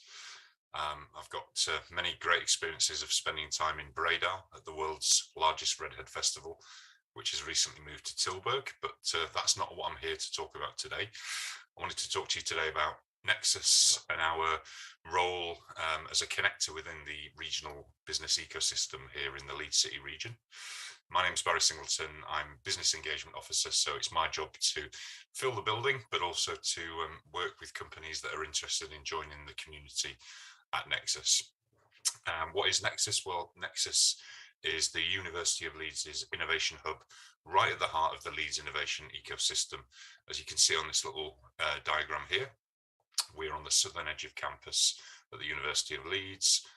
We're directly next to, Leeds General Infirmary, which is part of the Leeds Teaching Hospital Trust, who we work very closely with. And we're about a 15-minute up the hill from the train station. If you go into the train station from Nexus, it's probably about 10 minutes with a fair wind and down that hill. Nexus is essentially a place and a space that enables and fosters the kind of introductions of innovative companies to the university. And we've got a fantastic team of our engagement team, which I'm part of, and the collaboration team, who really help to plug companies into the university in many different ways. So Nexus is a building. It is the £40 million investment by the University of Leeds to encourage and foster this kind of spirit of collaboration between industry and academia. There's this fantastic cafe and reception area. We've got a wonderful event space where we have many events. So we have things like when Rishi Sunak came to sign the devolution deal to give us a mayordom and more power in the region, he came to Nexus. We have lots of ministerial visits in the last few weeks. We've welcomed visitors from Bulgaria, from Brazil, from the US, and much, much more. And really, I think that Nexus is a place where connections are curated, where conversations are catalyzed, and where people make a commitment to collaborate in many different ways. And I'll touch on those in a little while. And Nexus really is at the heart of this innovation ecosystem. So you can see that really colourful graphic, which has a number of different topics or subjects.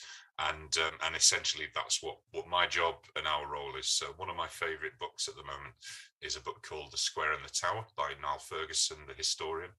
And he talks about the tower being the hierarchical structures in organisations, and the square is where people like myself and our team operate in order to help companies kind of fast track and circumnavigate some of those, I guess, hierarchical and sometimes bureaucratic structures. What do we do? Well, exactly what we do is we work with companies, we understand their business need, the idea or opportunity, we figure out what their innovation roadmap is. And as I say, we do work with innovation-driven enterprises, and the kind of common denominator between all of them is that they have some need or want to work collaboratively with the latest and world-class researchers in order to facilitate their innovation journey. So just to give you a little bit more detail, we have professional services partners. So KPMG are based permanently in residence at Nexus. We work very closely with them, both at Nexus and in terms of their partnership with the University of Leeds. We have Squire Patton Boggs as our legal partner, and then HGF, which is an IP and patent attorney. So all our member companies, and we've got well over 100 members now, they have the opportunity and the capability to interact with our professional service partners to help maybe fill in some of the gaps of their knowledge. I mentioned before about the co-working space and the event spaces. One of the key drivers, though, is this need for, we talk about university spin-out. So some of our member companies are generated from IP that's derived from research in a university context, and then it's commercialized. But we also work with, I guess, what we could call university spin-ins. And the reason that they might want to come and use the space and work with an organization like Nexus is that they want to identify a new location in a new target market. They want to do collaborative research to develop or prove some kind of an innovation and get some validated evidence base behind that, particularly if they're looking at working in the NHS. And the other real reason really is to access skills and talent. So another part of our team is my colleague Jo Howarth and her team, and they're really charged with the task of trying to find and identify skills and talent from the student population here at Leeds. So to take healthcare as an example, Leeds is very well known and well regarded and recognised as a centre for health tech innovation. And we have many companies that are active in that space presently. But in addition to that, we also have, I think it's 4 out of the 6 NHS headquarters are based in Leeds. And as you can see, we've got a wide number of different National Institute of Health research bodies that the companies can really come to us, help us to understand what they want to achieve, and then it's our goal and role to really signpost them and also make those, as I say, curated connections so that we can help them to facilitate and do things quicker than they do otherwise. But first and foremost, really, Nexus is a community, and we are building a community of like-minded, innovation-driven enterprises, ranging from companies that are genuine startups right at the beginning of their journey through to scale-ups. And we also have a number of corporate partners and corporate organizations that are starting to buy into and invest in the community that we're developing at Nexus. So to give you another little example here, so this is an example of where a company has developed a platform that's supporting people with chronic long-term health conditions, and the need for their type of solution in the healthcare system was exacerbated by everything that's gone on over the last couple of years around the pandemic.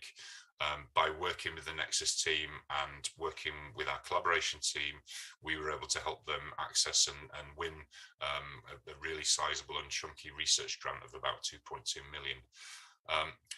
One of the things I get asked a lot is why Leeds? Well, this is actually a quote from my former CEO, my former boss, Stuart Sherman of Scaled Insights. And one of the things that he says is that actually Leeds is more like a sophisticated cocktail club, whereas if you were to try to set up in the Golden Triangle down there around London, maybe it's a bit more like a noisy nightclub, and you wouldn't necessarily get the kind of engagement at the pace you'd like. And we're all about really trying to encourage people, particularly from the Golden Triangle, to make their way north and head into the Rhubarb Triangle, as we like to call it. So here's a little snapshot of some of the companies that are part of our community. So just taking a couple off there, I can see Kerricle, well, that's a university spin out. They're creating cosmetics from the waste products from cordial. So really basing their kind of value proposition on the whole sustainability argument. I'm looking at Fidegaran. They're doing innovation in and around tissue and very much in a healthcare context. I could kind of go through the list. We've got some really wonderful companies that are part of our community, and as I say, the common denominator between them all is that desire, need, and want to engage with and collaborate with world-class academics from the University of Leeds, and it's our job to help them do that. Just to kind of finish off really before the Q&A, this is a little snapshot of some of the metrics that we like to collect. So as you can see, since joining the Nexus community, our members have created almost 200 jobs. Over 50 University of Leeds graduates have been employed by Nexus members, and that's something we're really proud of, because I think giving that opportunity to those early stage researchers or people right at the beginning of their career by working with innovative startups is really quite powerful. There have been plenty of students employed by Nexus members, and as you can see, there's a real kind of success around supporting and helping our members to win and attract these collaborative funding grants that help them on their journey and help to kind of bring vital funds into those startup businesses. And final one there is that almost 30 million of private equity investment has been raised by Nexus members since joining our community. So I think the message that I really want to get across to everybody here today is that if you're considering or if you're interested in understanding how a university like the University of Leeds can support your company or your organisation on its journey towards innovation, then please do feel free to get in touch, and I'll be very happy to talk to you. So that's my story so far. If you've got any questions, I'd love to answer them. Thank you.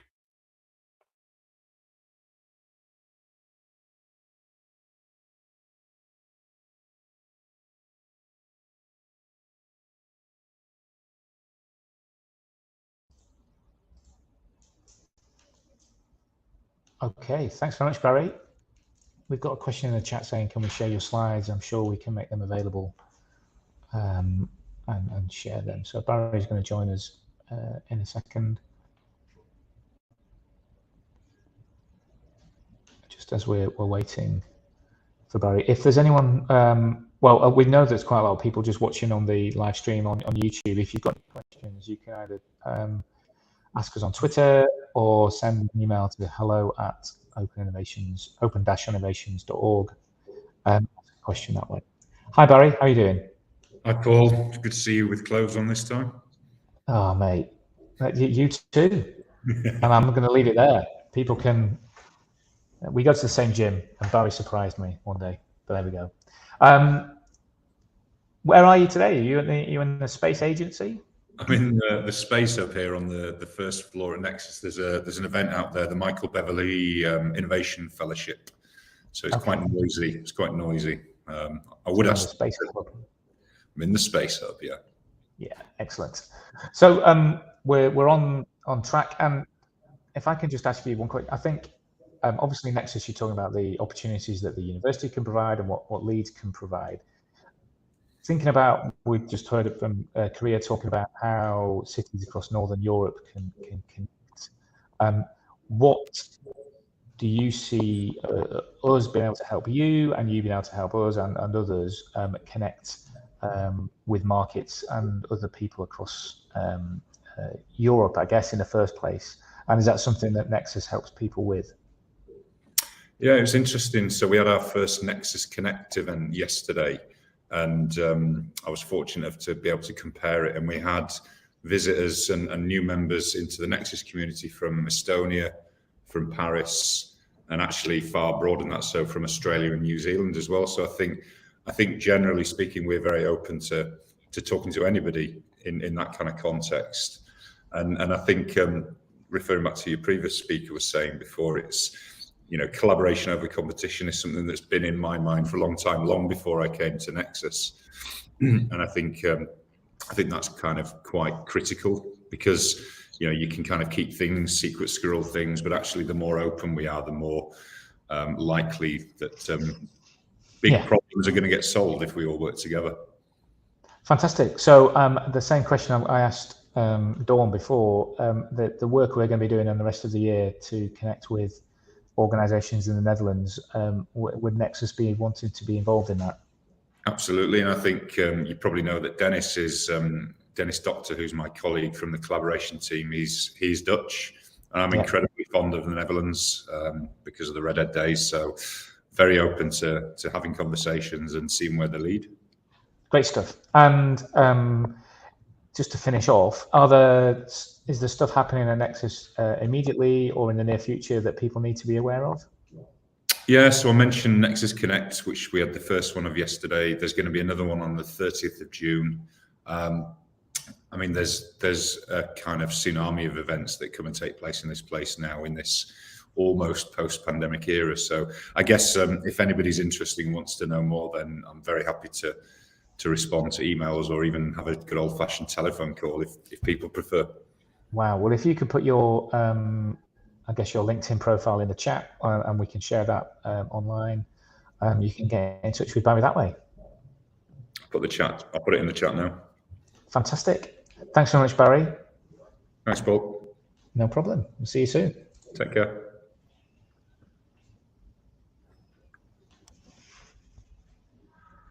So last but not least, we've got our friends from Bradford Impact Hub who are going to join us. They've got a video about all the things that are happening there. Unfortunately, Cameron they can't join us. I think he's working on the Culture 2025 bid that they're putting together. But we'll just, here's Impact Hub Bradford's talk and video.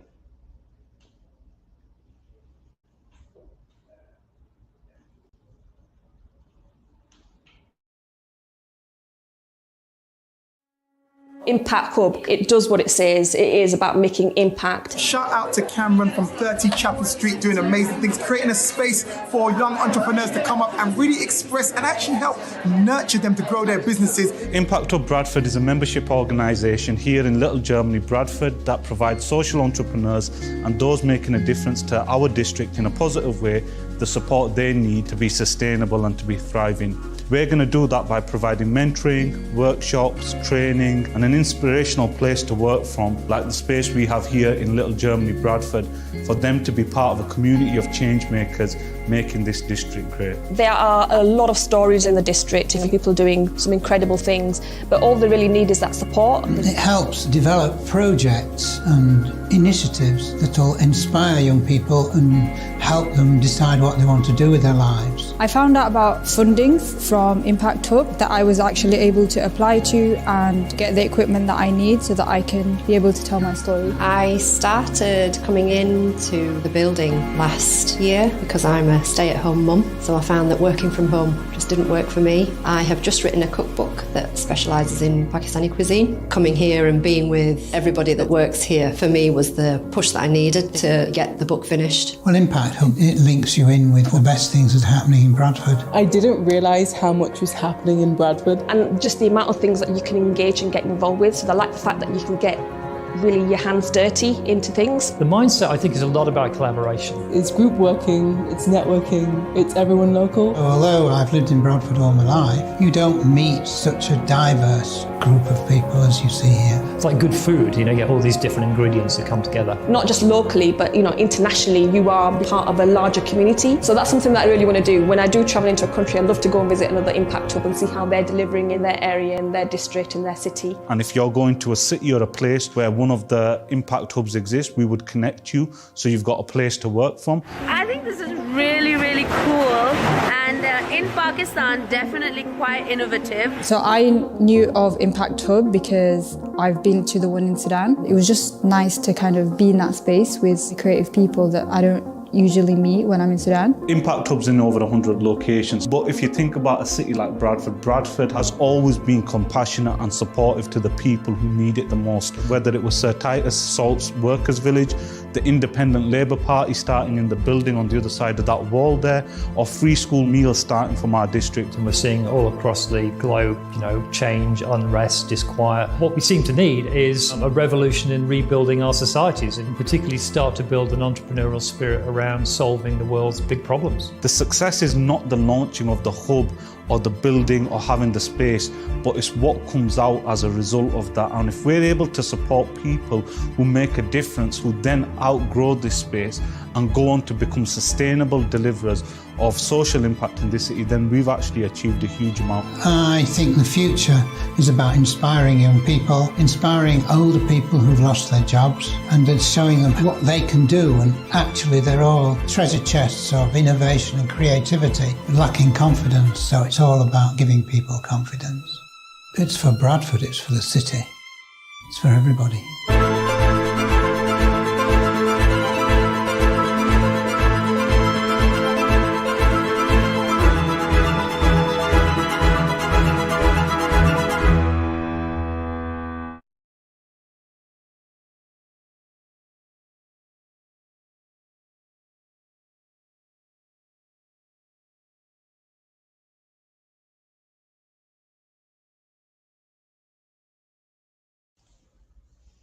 It's for Bradford.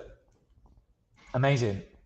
Great perk, and good people doing great work in Bradford. And unfortunately, can't join us today for the Q&A, but I think you can see from that they're doing great work, and the Impact Hub is superb. I'm going to finish this now, and obviously this is part one of Northernlands 4. Part 2 tomorrow is our focus on startups. And what's going to happen next is we're going to take all of the work we've done so far up to date this year, and we'll be doing some activity with organisations and startups in the Netherlands sometime around September to link in with the Leeds Digital Festival at that time. So if you'd like to be involved, please do reach out and let us know. There will be a Northernlands 5 and 6 and whatever happens next, because Lika has told us there will be. So that's superb. And also the definite message is that when we started this in 2019, there's definitely something in it, because everyone we talked to this year has wanted to be involved and knows that non-aligned, non-partisan, informal networks that are getting things done about the issues that matter are more important than larger, probably more government-focused initiatives that are done by larger organisations. So please stay in touch. Follow us on the various medias that we're all on. And now you've registered, we'll be in touch about joining our mailing list and being involved in all the work that Open Innovation's done. So thanks so much for joining us today. We'll be back tomorrow, and please have a great afternoon. Thanks very much.